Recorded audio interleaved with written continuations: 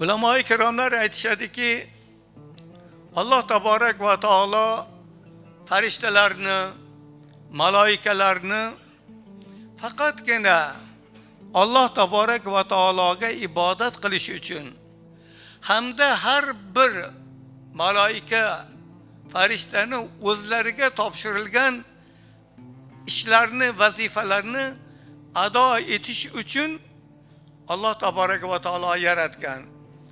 Shuning uchun ham farishta maloikalarda aql boru, lekin ularda shahvat, istak xususiyatlari, sifatlari yo'q. Hayvonlarda esa buni aksi.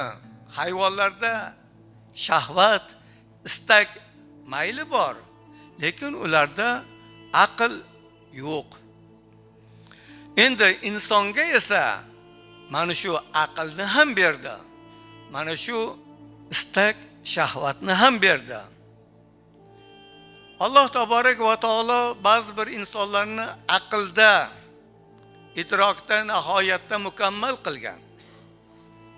Ular o'zlarining bu aqllari bilan hattoki ilohiylik darajasini iddao ham qilishgan. Mana shu narsalar aql sohiblarining o'rtasida rivojlanib ketmasligi uchun Alloh taborak va taolo mana shu insonlarning ichidan o'zlariga payg'ambarlarni ham qilib yubordiki, aqllik odamlar aqllariga suyanib o'zlaridan ketib qolmasliklari uchun payg'ambarlar orqali ularni aqllarini jilovlab ham turdi.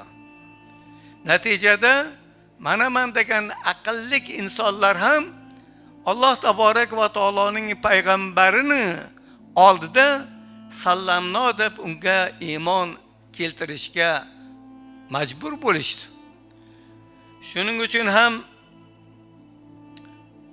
Alloh taborak va taolo payg'ambarlarini mana shunday aqllik insonlardan ham ko'ra o'zining ilohiy vahiysi bilan ularni qo'llab, quvvatlab, ulardan ustun qilib qo'ydi.